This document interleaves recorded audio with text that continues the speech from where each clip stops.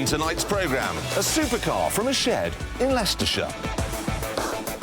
A rock star in our reasonably priced car. And how many motorbikes can you jump with a bus?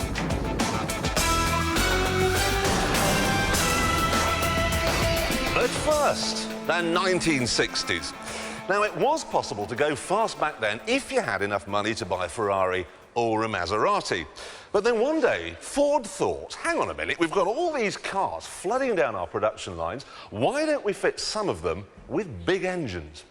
Now, if you think about it, this was an incredibly important moment because suddenly everyone could afford to go fast. They actually created the boy racer. Suddenly, Mr. Barrington Smythe was going down the motorway. He got overtaken by Barry Smith. And we've actually been joined tonight by several members of the Ford RS Owners Club. Here they are. Let me give you a flavour of the kind of people who drive RS Fords, OK? Your name is? Lee. Lee, OK? Now, standing at the back there, we've got Wayne, OK? Now, Wayne's girlfriend, anyone want to hazard a guess what Wayne's girlfriend... Tracy! So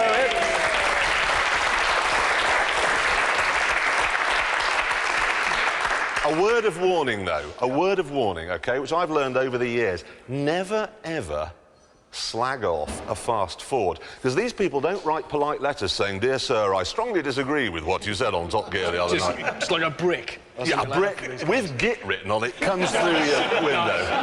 And bearing that in mind, Ford should be worried, because when they dropped the RS Escort Cosworth here, they said there would be an RS version of the Focus. They promised us it would have 300 horsepower and four-wheel drive. And here it is. Now, it is quite a looker. Well, it's better looking than your hair, actually. Yeah. Sorry, mate, but you got an RS? I have, mate, yeah. RS hairdo, that. Fantastic.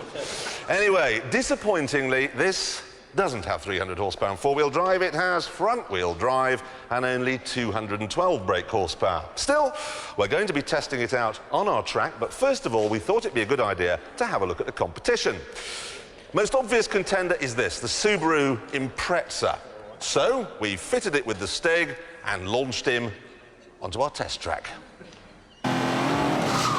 Whereas the Ford is a jumped-up road car, this is a scaled-down rally car. Turbocharged engine, four-wheel drive.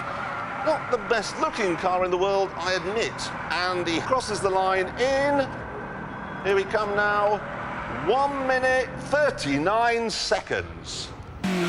Next up is the Honda Civic Type R. Well, what you need to know about the Civic, most of all, is that my mother has one. It's a mothery sort of car, except, of course, for this one, which is a mother of a car. Is it going to beat the Subaru? Is it going to be faster? Crosses the line in 1 minute 38.06, so the Honda was faster than the Subaru, much to the disappointment of the Subaru Owners Club here, all 5 of them, who have been pointing out that if it was raining, it all would have been different, but it wasn't, and you lost. You lost. Anyway, now is the time to find out how the watered-down Ford gets on. Traction control switched off and the Stig's away, and this time we're running telemetry. We can see what's going on with the car. What's he listening to? That's Christopher Cross. That's nice. Anyway, back to the telemetry. On the left there, we've got a map of the circuit. On the right, in the centre there, there's a G meter that shows us how much G we're getting. Down for acceleration, up for braking, right and left, obviously, for cornering. And that was nearly 1 G through there, the first corner. It's amazing. That's about as much as you could possibly generate. Corvettes used to generate that much.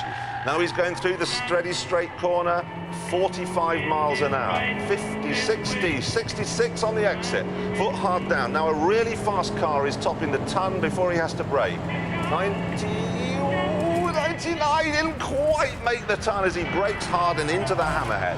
To left, and then a really hard right. It's going to make understeer, everything understeers, except the Honda didn't, and